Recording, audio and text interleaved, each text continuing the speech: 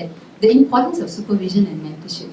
Okay, and here I want to give a lot of credit. I think I wouldn't be who I am if I didn't have my lecturers from NUS behind me. Supervision is really important. I think as a new graduate in the social work field, having very good supervisors, and we have very good seniors who are there to help us.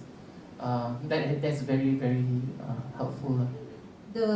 For me, the way I look at supervision is that you can't throw a new worker into the field and expect them to manage. Really, that hand holding is very important.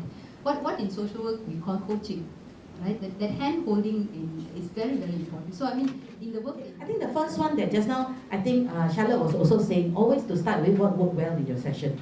Especially after a session, the temptation is to come and say what didn't work well and how they're struggling. Starting with, tell me what worked well. What did you do in this session that actually the family appreciated? Better still, if I do observation, then I'm able to pick that up. And I can say, actually when you said this, I saw quite a bit of shift in the family. Problems for our clients, right? And I see supervision as a secret weapon that we have, right? Because you don't have to feel that you're all alone. There's someone there that who can listen to you.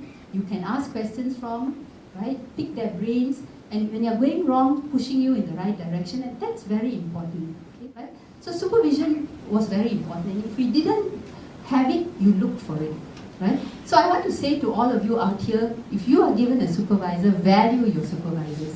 They can be very tough. Their intention is not to harm you. The intention is really to help you grow, so that when you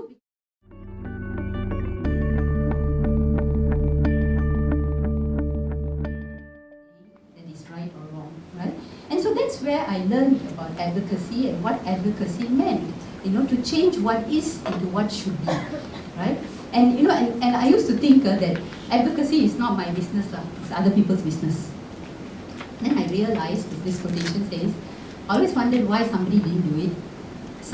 I always wondered why somebody didn't do something about that. Then I realized that I am that somebody, right? And that, we talked about... So really, sense of confidence was a problem. Dealing with how do I give a voice to my clients or the patients who cannot do whatever the doctor wants to do. So for example, doctors are so ready to prescribe medicine which is so expensive that are not subsidized, for example. How do you talk to the doctors and say, can you just review the prescription?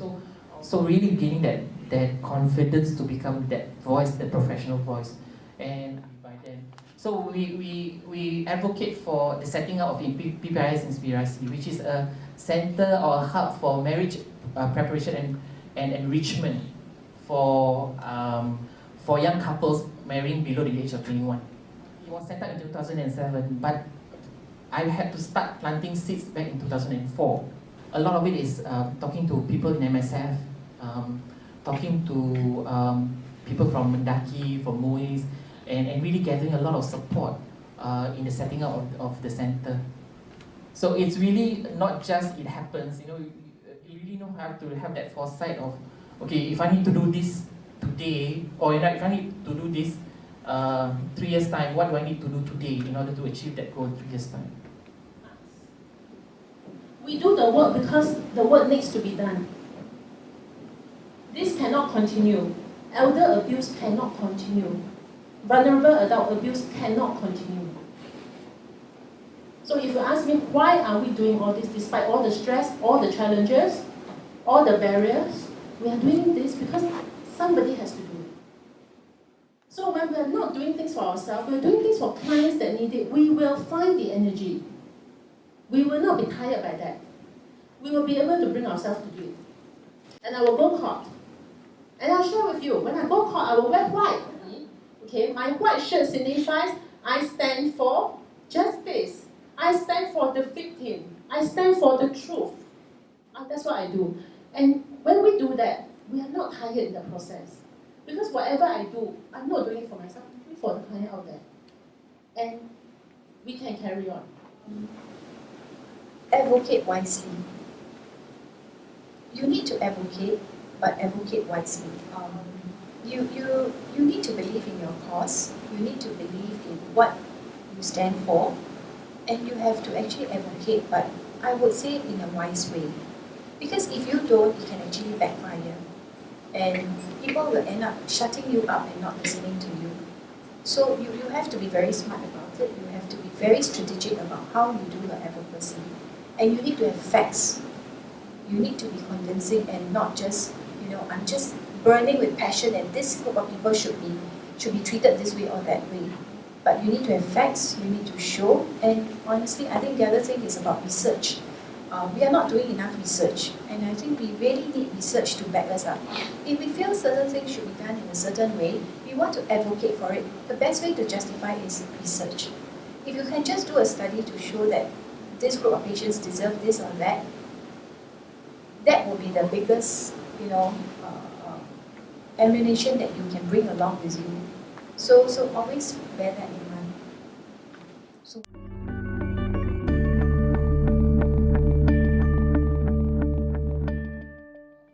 Some of the things that we actually do not have is I think number one is documentation.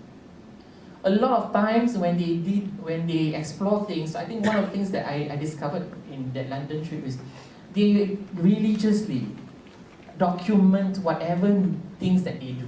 So whether it's something that works or it doesn't work, they actually put it up in journals, they publish it and they share it. But for us, we just practice and we have our practice wisdom, but we do document it. So that's one of the regrets that I see.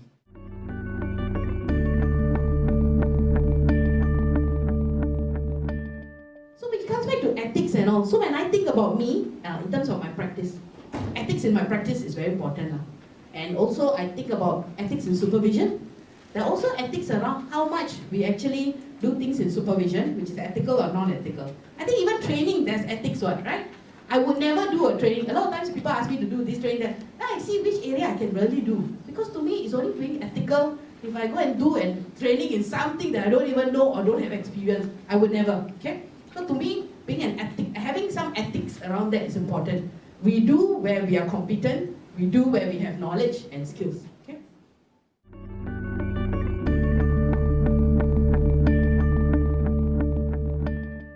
I like what C.S. Lewis said, that to do right even when no one is looking. That we shouldn't be doing right in front of everyone, right? But even when no one is looking, doing the best for our clients because that's what they need, right? So integrity is the foundation of our practice, without which we shouldn't be practicing. Make friends with the poor and the broken is always one thing that I remember. I do not want to be a social worker who only see the poor and the client in a counseling room. Because only when we make friends with the poor and the needy, really friends, really friends, then I think we can appreciate the difficulties and say, I understand is very difficult, because we can never understand. In all the things that we do as social workers, we need a vision to keep us going. And why is the vision so important? Because it steers us, it energizes us. And at times when we are a bit low, emotional quotient a bit low, energy a bit low, let's recall our vision. Why we did, why we started, what is it that we wanted? So keep that vision. If you forget, then you will find some time to reflect and find back the vision, why we are doing, why we wanted to be in this field in the first place. It will keep us going. I chose this picture to start off my session because, I believe that in social work, it gives us tremendous possibilities, and it's not just a job where you see clients and you do things as they come, but it also is a very creative profession. It enables us to think out of the box, or it's enabled me to think out of the box and to create programs and services where none existed in some situations, or to improve on existing services. So I suppose I am mindful about the fact that when decisions are made now, how it will have a ripple effect. Okay, but I also have to be prepared. The ripple effect, can it be positive or negative? I need to think of both. So mindful of the actual effect it might have. And the part that I'm starting to build a lot more in my life is about being a bit more conscious. So I think having been in MSF and the policy team, the word that they always use is deliberation, which I like now because I'm starting to use the word also. Let's deliberate about what might be the outcomes, which is quite good lah. It's about really thinking about, basically it's about pros and cons and side effects and things like that, which I think slowing down and thinking is not a bad thing. And I think I'm learning the value of that a lot more. Last time it's like the jiong young, never mind, die, never mind. But I think a bit more conscious about the effects on people and things like that. So I'm a bit more intentional around that. But in terms of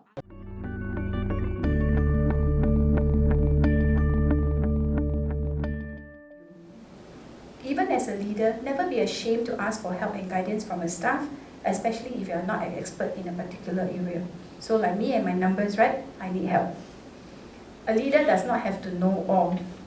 A leader should be open to feedback from her staff. An office is definitely better run from bottom up. But also keeping ourselves open to perspectives. I think as we grow in our leadership role, sometimes it's very easy to get closed because we think what we're doing is endorsed. Maybe not enough people question it, we think it's okay. But doesn't mean that. And what channels do we create so that people are always giving us feedback? Is very important aspect. So if I look at it, right, to me, leadership has to do a lot of integrity, okay? Who we are as persons. And to me, it's about authenticity in their own work, which is very important. I think a lot of times we talk about leadership is the other leader, but it's not. It's we the leader. Even as a young worker, I was told to think about what is it that I bring to the situation. And also I think it's about knowing that even when we go for case conferences, we take lead, right? Even as we actually advocate for clients, we take lead. So there are many parts where we have to take lead in our lives, even in our family.